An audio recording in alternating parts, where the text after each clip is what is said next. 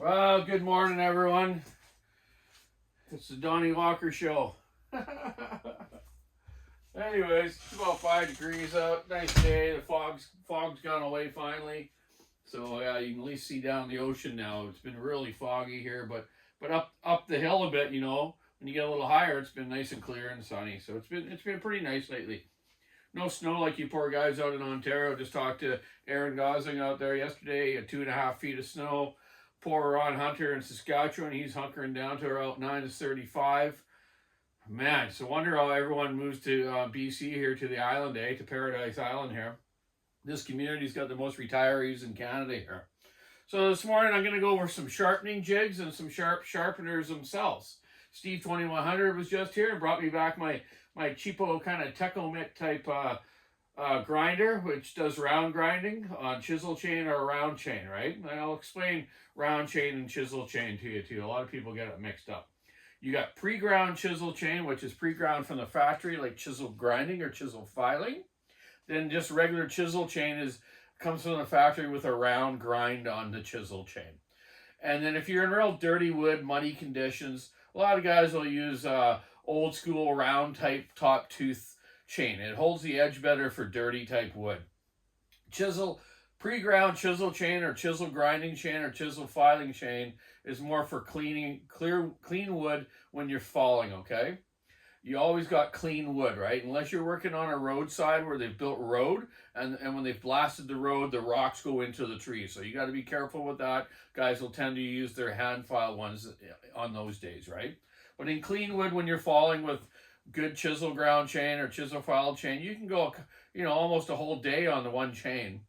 But guys will pack 2 or 3 with them, right? And they wrap them up in towels so the teeth don't touch each other to dull. They get pretty involved with it, okay? Then they'll just change it, and at night in camp, after some dinner from the bowl cook or whatever, they'll get to their grinders, which I have one set up here, a Simington chisel grinder, and there'll be half a dozen guys grinding at night. They'll grind up a couple chains, done. It doesn't take long. They just need to kind of touch them up. Unless they really dulled them, then it takes a little more. But I'm going to show you some simple hand filing guides today. And there is several other ones out on the market, okay? I don't have them all here, but I'm going to show you some basic ones to me that work good. And the one that actually I think works the best and easiest. You guys all watch Bjorny Butler's videos of his falling videos. He's a great young man. He's been a friend of mine for years, and his dad and his uncle were both fallers. Been customers of mine for years. His dad used to teach falling schools. If you want to be a faller, had to take the course, and he gave all his trainees this certain type of sharpener I'm going to show you. It's the blue Husqvarna one, and I'll show you in a minute how it works, okay? But I'm going to show you a few other ones that have been used for years, and they work well too. They're just a little more awkward, okay? So let's get right into it, and I'm going to show you some different filing jigs. The first filing jig I have here is actually an old Windsor filing jig. I believe it was made by Granberg, or Granberg had them made for them, okay? So this one here, it takes a little bit of a, once you get used to it, it's not bad. But Oregon makes one. It's got a little more plastic on it, which I don't like, but it does the same concept, okay? So on this rig here, I'll get you a little closer. What you want to do is you clamp it onto the bar here, okay? So these guides here, you got an adjuster on the back.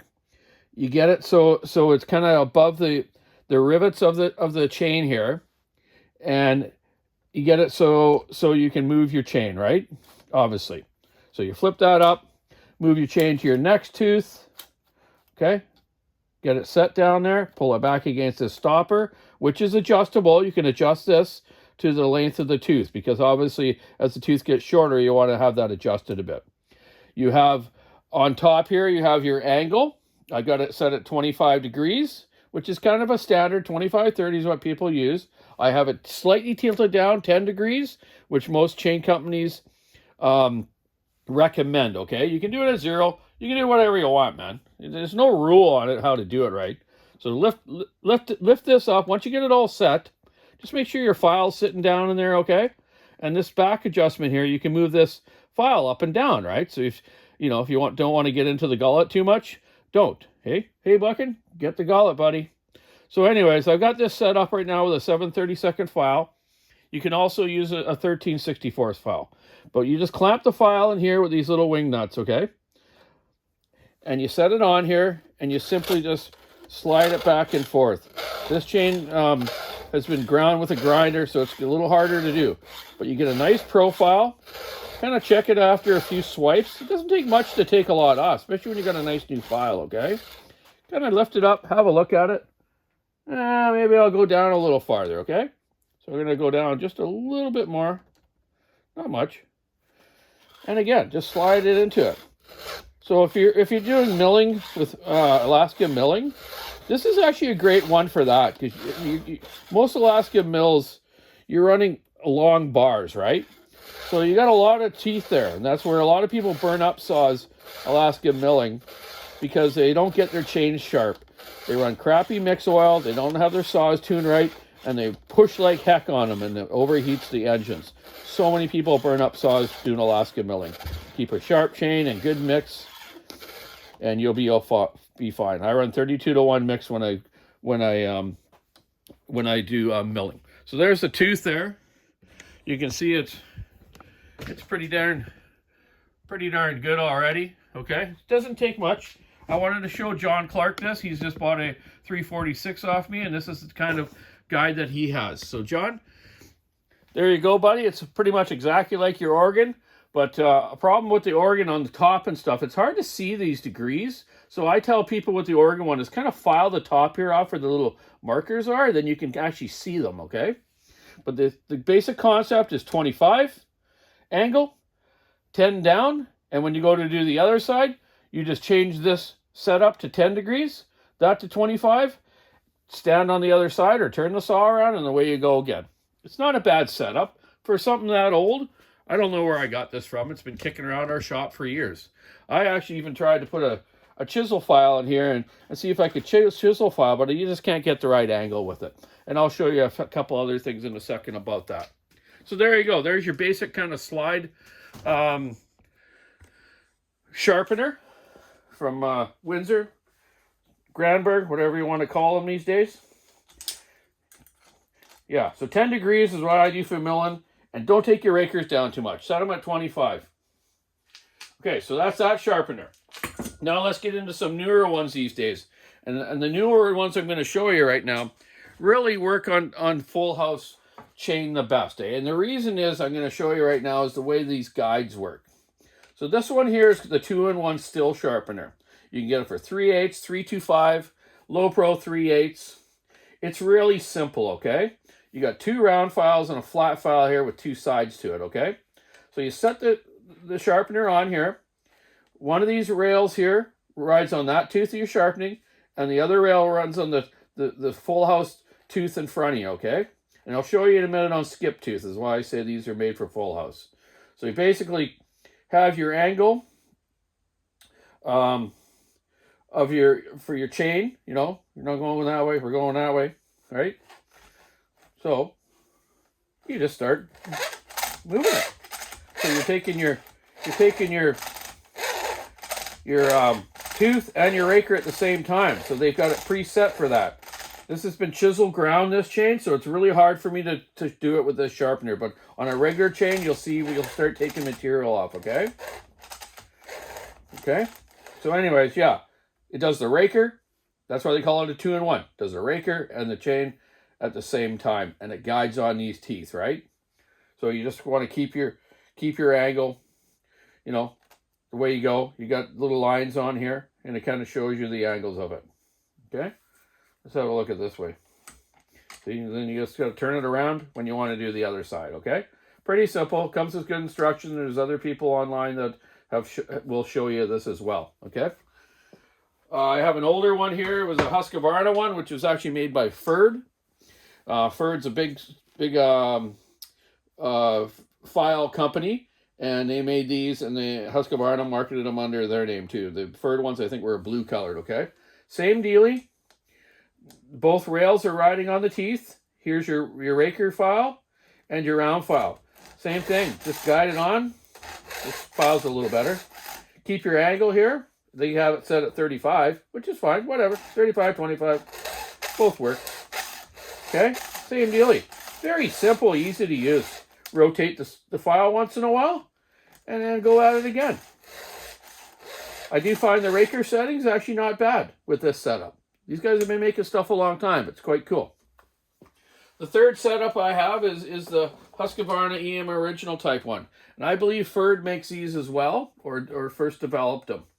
A lot of people have bought saws off us years ago, and we'd sell them a sharpening kit. It comes with this gauge for 3/8, flat file, and a round file, okay? This works better. This works too on full house or skip tooth, which is a bonus. So you can use it on either, okay? It's got these rollers and a set angle to do it on, and these rollers make it easy to file and gives you the right depth of the file every time, okay? The raker gauge works fine for a full house because you set it on there like that. There's your softwood setting. You'll see the raker kind of sitting up there. File it till you touch the gauge, right? Hardwood setting, go to that side, and it keeps the rakers up a little higher because in hardwood you want them a little higher than the softwood. So let's set this jig on here. You notice on here, hopefully you can see. Am I zoomed in good enough for you guys? Okay, let's go to number 1. Oh, let's go to number 2. You don't need to see me. Number 1 looks better. So you got a couple arrows on this. So the tall part of the gauge is going to be behind the tooth, okay? So you set this on there. It's got these grooves here. And it fits over the side straps of the chain. It's going to set down on there, okay? You got to give it a little push. Sometimes when they're new, they got a little edge, so I clean them up with a little bit of a flat file there. But this one's been used enough. It's good to go. So I set that on there like so. Some guys will use a 13/64 at the beginning so they can actually get it between the raker and the tooth when the chain's new. Then go to with the 7/32, then they go to a 13/64 after, because as your tooth gets shorter, you don't need such a big round file, okay? You just get a better edge with the 13/64. But you can use the 7/32 all the time or the 13/64. It's up to you. Depends on what you like. So anyways, let's get back to this. So this here is setting on there. You're on the rollers. This one's got a little groove on this roller because it's been used quite a bit. But you can buy these at any dealer, okay? Keep your file, parallel to the jig here, and just simply file into it. Okay, nothing to it. You can't go wrong with this. This is the fastest one going and the most simplest, okay? That does a great job. You want to do the other side, you just turn this thing that way, turn the saw around, boom, you already got your other one. Now, on a skip tooth, because you got to kind of hold it weird for the rakers, it will work, but I find just using the Oregon cheap plate, you can't beat these things. They're only a few dollars, right? This is the 25 set. You can get a 31 too, but 25 is pretty much what you want on all chains. Some guys like them hungrier. People think, oh, I'm going to take the rakers down. It'll cut better. No, it doesn't. A properly filed chain or a ground chain really should be around 22 to 24. They're even higher, okay? Because that top of that tooth taking that bite, right? You take too much raker down, you're using that tooth too much, it'll dull quicker, and it'll be jumpy and kick back a bit. So using this plate is very simple, man. Lay it on there on a skip tooth or a full house and file till you touch the gauge. So simple, man. So do all your teeth first with this gauge, right? Then after you're done, go along and do the rakers. It's so simple. And get yourself a good flat file. The Nicholson 211 flat file is pretty much your common, mostly used one. I just had one in front of me. I don't know where I put it, but you know what I mean. There's different flat files, but these good raker files, they last quite a while. And this is it right here, okay? So you set it on there. Rub till it's done. Clean this once in a while. Turn it around. These things last a long time. Just don't let it sit out and get rusty. So there's 4 common jigs. That setup, which actually works good, but it's a little more awkward. Once you get used to it, it's not so bad, okay? Your 2-in-1, very simple. And your Husky one. And for this one, unfortunately, you gotta undo this here and turn it around to do the other side, right? You just take the file, Oh, how come this one won't come out? Come on, buddy. There we go. Just take the file, turn it around, like so. Slide that back together. Now you're ready to do the other side. Okay? Can't go wrong with that, eh? Pretty simple. Yeah. Okay. Now here's a whole different story here with chisel filing guides, okay? I got these from a guy in Sweden years ago. I don't have the proper files for it now, but a hexafile or a regular chisel file is almost the same. These were called A-top sharpeners. This one's for 325. This one's for 3/8. You set this on here like so, just sort of like one of that other clamp system. Okay, just get this down on there. And you have this here piece that pulls out, so you bring the chain along and it kind of holds itself in there, okay? Tighten that up and you take and you file down into the tooth like so, okay? I don't have the right file to show you properly, but you get the idea of it. Here's the tooth that's done after. It looks very similar to a hexa tooth from Still, or very similar to a chisel grinder, okay? Again, this is sort of made for full house as well. You see how it's holding both the teeth there, and then you lock this here screw on the other side to hold it there. Then you pull this out, and you can move your chain forward to your next tooth for doing your next tooth, okay? Kind of neat. I don't see them around much anymore. I think Bailey's had some of these for sale for a while, but they were hard to get the files. Chisel files are quite expensive, and the reason is you got to make a lot of them to actually work right. A lot of them get junked because they're not done very well. So I believe this chisel file at Walker's could be, I don't know, $18 or something. They're expensive, so just be careful what you're doing with them. Keep them from touching anything else in your toolbox to keep the edge, okay? So chisel hand filing is quite an art, right? You know, you file down into a tooth with it, and you need to know the right angle and just keeping that file set up right. But I'm not going to get into that with you guys right now. I'm not very good at chisel hand filing. I can do it, but I'm not good at it. Okay? Because I grew up in a shop that we had all this stuff over here. All these grinders, okay? So this grinder here is a small organ, kind of a $250 to $350 grinder, okay? You can do low pro 3/8 right up to 404 on it. You got your angle adjustment, your depth adjustment of the wheel, and your length of your tooth adjustment, okay? So for a homeowner, you can't beat buying one of these. There is different companies that have these that are different colors, like Tecomec and a few other companies. But this is branded Oregon, but they are kind of all the same, okay? So let me show you on this how this one works. It's pretty simple too. You can't beat these little grinders. If you got a crew, you're a tree service or something, and the young guys that are working for you aren't very good at filing, get yourself one of these. Have yourself all your chains and bars like noted in the trucks or at your shop, so you have multiple chains. So if the guys aren't very good at filing, they bring in their chains, and you spend one afternoon just grinding up some chains. You turn this one on, you got your depth, your angle. You can't go wrong. It doesn't take long to do a chain. I'll just loosen this off, get a little more grind there. Okay, loosen it off. Next tooth. Do it slow and go up and down so you don't overheat the tooth, okay? Now this is a 3/16 wheel, which is made for 3/8. And you can get a skinnier wheel like this one I broke for low pro 3/8 and 325. Or a thicker one, 1/4 inch for 404. Okay? That's all it takes. That much.